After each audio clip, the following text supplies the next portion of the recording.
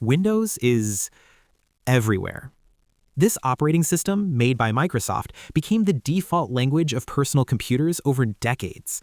Offices, schools, gaming rigs, budget laptops. Windows runs on almost anything, from low-end hardware to high-performance machines. That extreme flexibility is its greatest strength, but also its biggest weakness. It leads to inconsistency, bugs, and a lot of legacy baggage that newer systems don't have to carry. But here's the trade-off. Windows can run yesterday's software and tomorrow's hardware. Programs written decades ago can still work today, and new hardware can usually be supported without starting from scratch. That backward compatibility quietly shaped how the modern PC world works, and it's one of the main reasons Windows never lost its dominance. Ever wondered why so many programs are still Windows first? That's not an accident. That's momentum built over decades.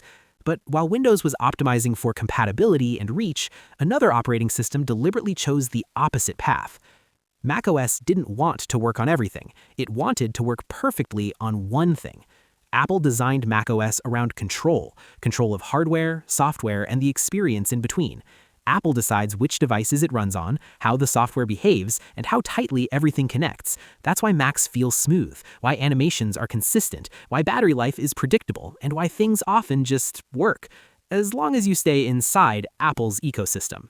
macOS doesn't try to cover everything in terms of volume, but it strives to do that everything they do cover works flawlessly. It's trying to feel premium, polished, and tightly integrated, even if that means sacrificing flexibility. And here's a question I thought about for a really long time. What would one choose? Freedom or refinement? That tension, freedom versus control, is exactly where Linux enters the story. Linux is shared, not owned. Linux began as an idea. What if an operating system belonged to everyone? No single company controlling it, no locked down rules, just source code that anyone could inspect, modify, and improve. That openness made Linux almost invisible to everyday users, yet essential to the modern world. Your favorite websites? Very likely running on Linux servers. Cloud computing? Linux dominates it. Supercomputers? Almost all Linux. Linux doesn't chase consumers or polish interfaces for mass appeal. It powers infrastructure. And because it can be customized endlessly for different needs, it quietly became the backbone for something much bigger: mobile computing.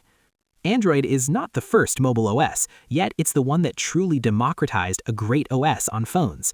Built on Linux, Android took that open philosophy and pushed it into billions of pockets worldwide. Phone manufacturers could customize it, developers could experiment freely, power users could tweak almost everything under the hood. That flexibility is why Android exists on everything from $100 phones to foldables, TVs, smartwatches, cars, and more. But ask yourself this: if Android is so flexible, why does it sometimes feel chaotic or inconsistent? Well, because openness scales fast, but consistency doesn't, which is why Apple went the other way again. iOS was never meant to be flexible. It was meant to be safe. Apple looked at mobile computing and decided the phone should feel more like an appliance than a traditional computer. Apps are sandboxed, permissions are tightly controlled. The operating system strictly limits what software can do in the background. That's why iPhones feel secure, smooth, and predictable, and also why power users feel boxed in or restricted. So here's a quick mental reset. Android treats the phone like a small computer. iOS treats it like a carefully protected device.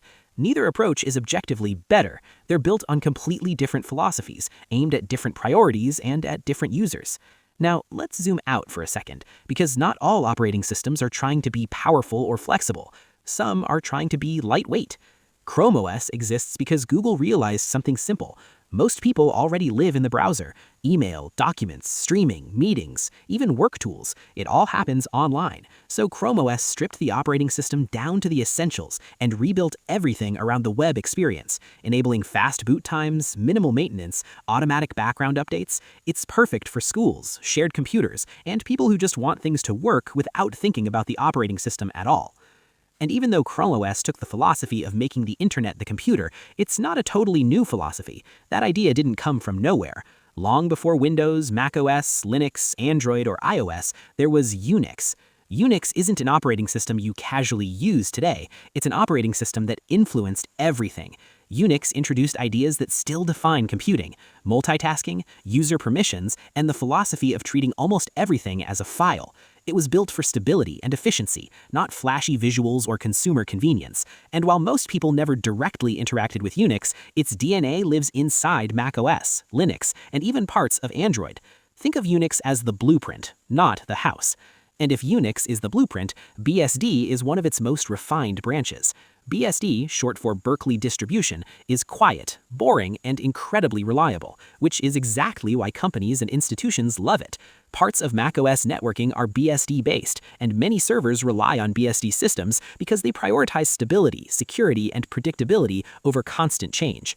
BSD doesn't chase trends or hype. It waits for them to break and then quietly outlives them. So next time someone asks which operating system is best, the real answer is another question. Best for what? And that's the part most people never stop to think about. If this changed how you see the device you're holding right now, you'll want to watch what comes next. Tap the video on screen to see how the iPhone rules America. And if you enjoy these deep but simple tech explainers, hit like and subscribe. There's a lot more happening under the surface, and now you know how to see it.